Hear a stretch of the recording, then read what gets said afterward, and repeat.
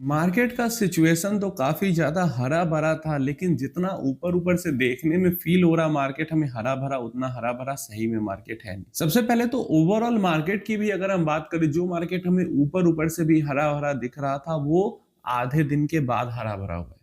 Market open होने के पहले 2 घंटे में बहुत बुरे हालात में था, लाल निशान मतलब नीचे की तरफ मार्केट गिर रहा था। वो तो 11-12 बजे के बाद मार्केट के अंदर जो सडन एक जंप आया और वो जंप मेंटेन रह गया लास्ट तक। इस कारण से हमें मार्केट 1% से ज़्यादा ऊपर निफ्टी 50 इंडेक्स हमें देखने को मिल रहा है। यहीं पे मिड कैप देखें तो हमें थोड़ा बहुत क्या अच्छा खासा मिड कैप के अंदर भी जंप देखने को मिला, लेकिन लार्ज कैप से कम मिला और स्मॉल कैप तो ऑलमोस्ट फ्लैट था, पूरे दिन के दौरान लाल निशान में ही ट्रेड कर रहा था स्मॉल कैप इंडेक्स।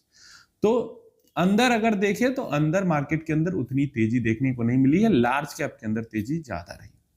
इसके अलावा सेक्टर्स सारे ग्रीन थे, लेकिन हमारा आईटी इंडेक्स 2% टूटा हुआ था आज के दौरान और मिड स्मॉल आईटी में ही लाल था। तो आईटी लार्ज कैप भी और मिड कैप भी और स्मॉल कैप भी, आईटी सारे मार्केट कैप वाले स्टॉक्स हमारे जो है वो आईटी सेक्टर के लाल निशान में थे, ब्रेकडाउन में थे। तो आईटी का जो है एनिमी चेंज हो रहा है, कभी एंथ्रोपिक तो कभी चैट जीपीटी, लेकिन एनिमी खत्म नहीं हो रहा हमारे आईटी इंडस्ट्री का।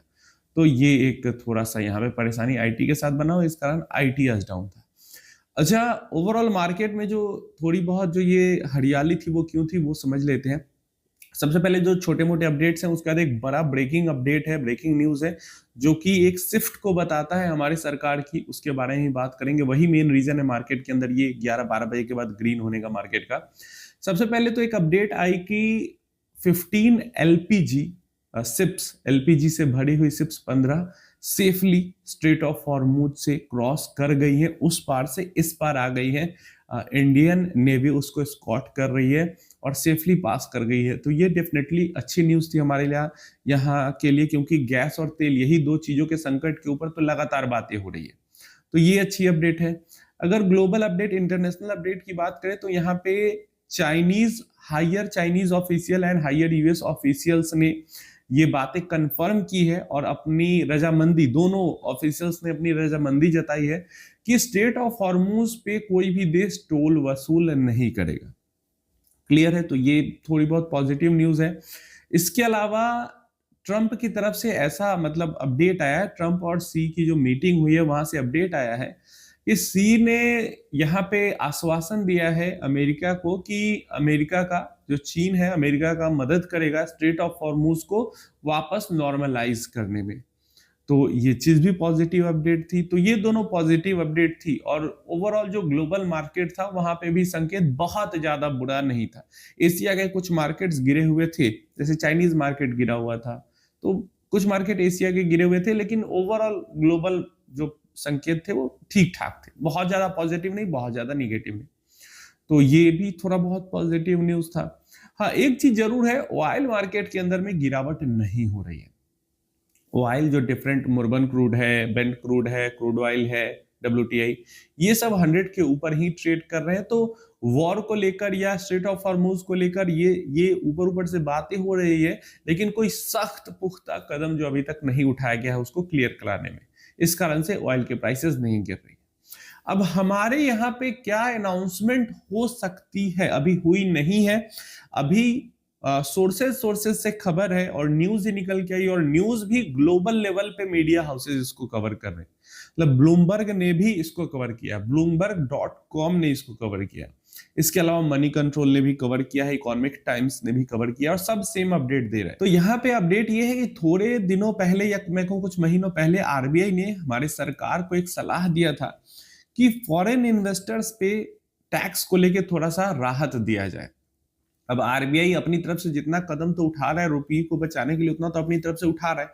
अब एक लिमिटेड पावर है आरबीआई के पास, और टैक्स को लेकर जो पावर है वो सरकार के पास ही है, फाइनेंस मिनिस्ट्री के पास ही है। आरबीआई अपनी तरफ से तो टैक्स को लेकर कुछ कदम नहीं उठा सकता। तो टैक्स को लेकर ही यहाँ पे हमारे जो है फाइनेंस मिनिस्ट्री के अंदर में ऐसा न्यूज आया है कि फाइनेंस मिनिस्ट्री के अंदर, और ये ऑलमोस्ट कंफर्म न्यूज है क्योंकि जिस तरीके की कवरेज इसकी हो रही है, लग रहा है कि जल्द ही हमें अनाउंसमेंट देखने को मिल जाएगी। तो फाइनेंस मिनिस्ट्री बातचीत कर रही है इस चीज को लेकर कि फॉरेन इन्वेस्टर्स पर से टैक्स कम किया जाए। डेफिनेटली इक्विटी पर से टैक्स कम करने की अभी बात नहीं हो रही है, अभी बात हो रही है बॉन्ड इन्वेस्टमेंट पर से टैक्स कम करने के बारे में। जो फॉरेनर्स भारत के अंदर बॉन्ड्स के अंदर इन्वेस्ट कर रहे हैं उनसे कम टैक्स वसूला जाए। कम टैक्स में क्या, आप जैसे बॉन्ड इन्वेस्टिंग इन्वेस्टिंग करते हैं तो जो इंटरेस्ट पेमेंट उसका मिलता है, अभी के टाइम पे फॉरेनर्स अगर भारत के अंदर में बॉन्ड में इन्वेस्ट करते हैं और उन पे जो इंटरेस्ट इनकम होता है उस पे 20% का टैक्स उनको लगता है, 20% का फ्लैट टैक्स उनको पे करना होता है। तो इसी को कम करने की बात हो रही है और इसी के बारे में अपडेट निकल गया लगभग 11-12 बजे के करीब में न्यूज आई है। और निफ्टी 50 का आप चार्ट देखोगे तो 11-12 बजे के करीब से ही जो है वो मार्केट ऊपर भाग गया है। अब ये जो न्यूज है इसके कारण डायरेक्ट इक्विटी के अंदर तो इन्वेस्टमेंट नहीं बढ़ेगा, लेकिन इससे बॉन्ड्स के अंदर इन्वेस्टमेंट जरूर बढ़ सकता है। फॉरेन इन्वेस्टमेंट कम लगने का अनाउंसमेंट हो जाएगा, ऑफिशियली ये चीजें हो जाएंगी कि टैक्स अब पहले 20% लगता था, अब 10% कर दे, उसको घटा के या खत्म ही कर दे। तो डेफिनेटली इससे हो सकता है फॉरेन इन्फ्लोज भारत के अंदर है। डेफिनेटली ये सब किया इसीलिए जा रहा है कि बाहर से पैसा भारत के अंदर में आए। रुपी को बचाने का बाकी सारी चीजें हो चुकी है, अब रुपी को रिकवर कराने का या कम गिरने का, मतलब गिरने से रोकने का एक ही उपाय है कि बाहर का पैसा भारत में मंगाया जाए, जिसके बारे में हमने पीछे भी बात की कि सारी तरह के कि सोना नहीं खरीदो, तेल नहीं खरीदो, ये सब चीजें हो रही है, लेकिन जो फॉरेन इन्वेस्टर्स की सेलिंग हो रही है, फॉरेन इन्वेस्टर्स जो पैसा निकाल के जा रहे हैं यहां से, उस पर बात कोई नहीं कर रहा।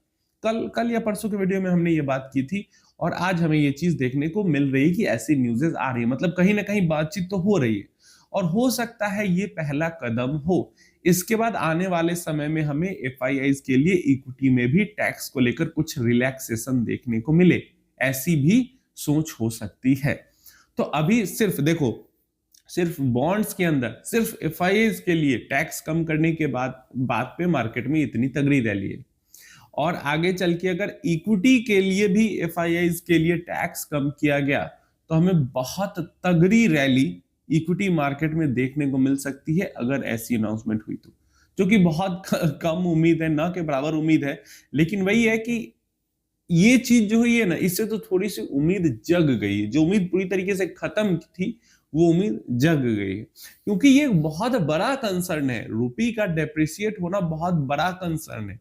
जो थोड़ा बहुत एफआईआईज का रिटर्न बन भी रहा था इंडियन मार्केट में, रुपी अभी एक साल में 10% गिर जाएगा रुपया, तो कहां से? और मतलब एक तो इन्वेस्ट कर रहा है भाई, बाहर से डॉलर बेच के रुपया में इन्वेस्ट कर रहा है भारत के अंदर, कोई रुपया 10% साल में गिर जा रहा है। जो थोड़ा बहुत 2-4% रिटर्न बन रहा है उस पर भी 12.5-15% टैक्स ही दे देगा इंसान, तो कहां से उसका रिटर्न बनेगा? और ऐसे में हम उम्मीद कर रहे हैं कि फॉरेन इन्वेस्टर हमारे यहाँ पे इन्वेस्ट करेंगे। सरकार को कुछ ना कुछ करना होगा। चलो अगर ये पहल, चलो इसको पहल ही हम मानते हैं, तो डेफिनेटली एक पॉजिटिव स्टेप जरूर है इस तरफ, और भी 2-3 स्टेप्स की जरूरत है जो कि सरकार अगर लेती है तो डेफिनेटली मार्केट को भी फायदा हो सकता है, इससे इकोनॉमी को भी फायदा हो सकता है ओवरऑल, और हमारे रुपी को भी स्ट्रेंथ मिल सकता है इससे। आप अपनी राय इसके बारे में नीचे कमेंट बॉक्स में जरूर देना।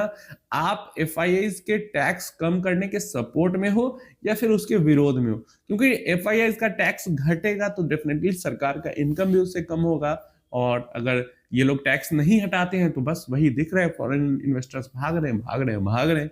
आपकी क्या राय है नीचे कमेंट बॉक्स में जरूर बताएं।